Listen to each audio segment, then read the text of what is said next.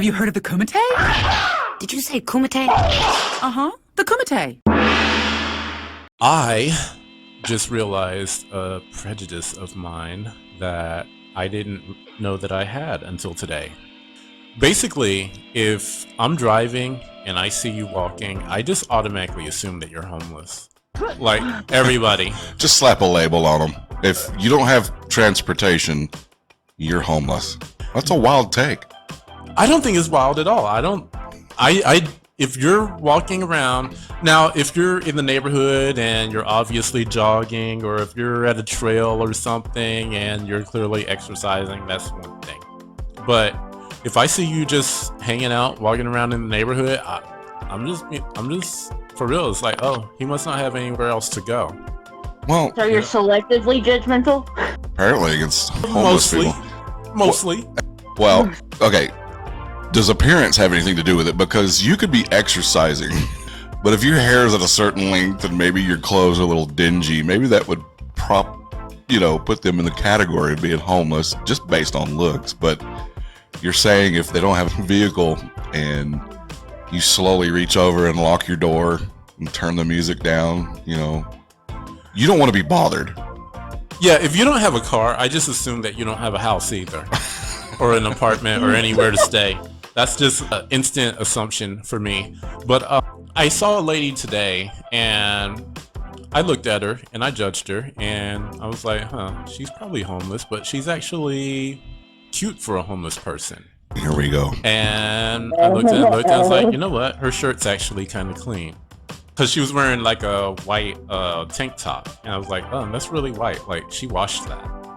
So...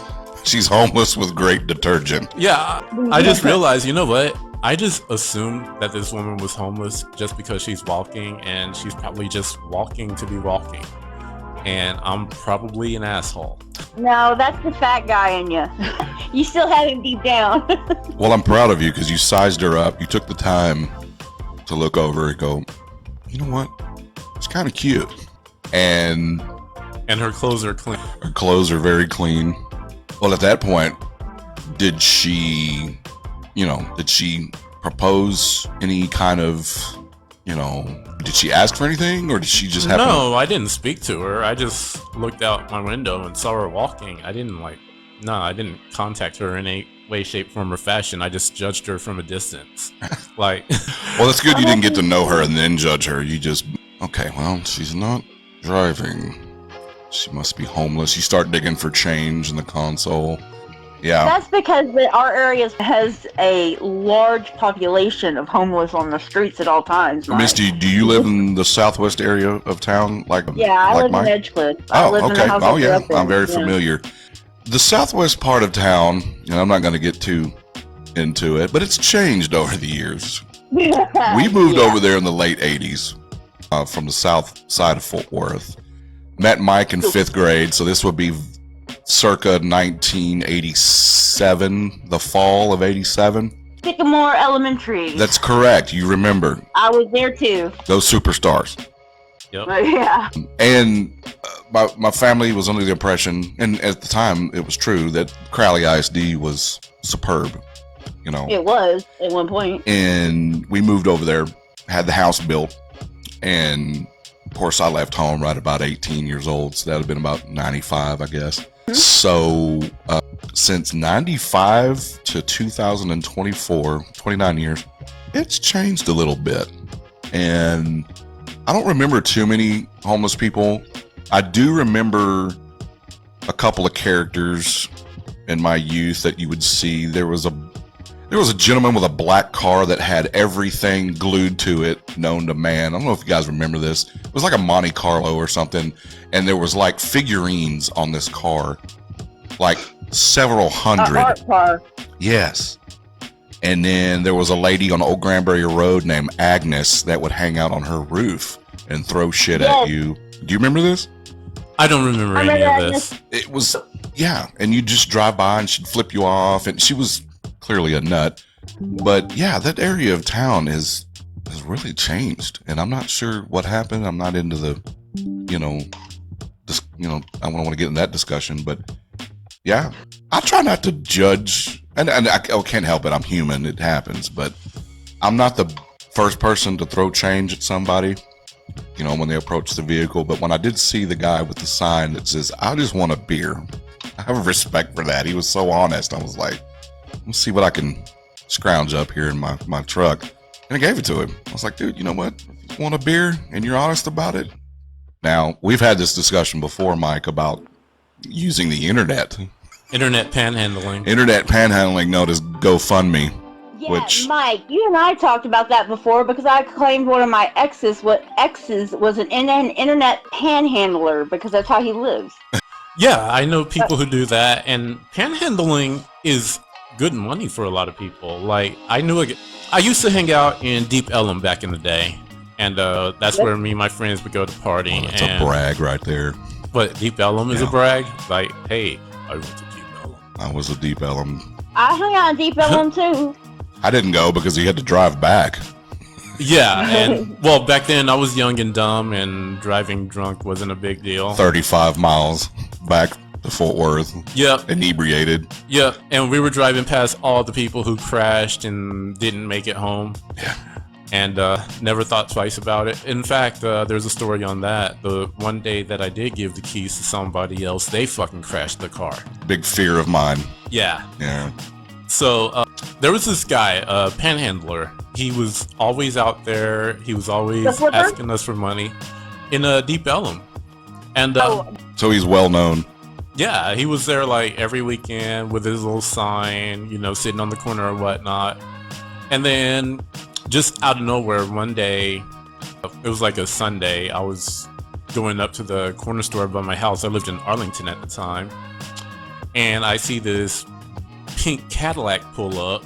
And Not the pink Cadillac. Not only was he panhandling, he worked for Mary Kay. oh, You're gay. yeah, it was like a nice looking car. And who steps out of it? Him. I was like, well, You know, I've mentioned before that we've become lazy in our panhandling. And, you know, if you want to earn it, just get out there and put your feet on the pavement and, you know, earn it. Now, just start a GoFundMe. And, you know, granted, GoFundMe can be a wonderful thing for those that need it.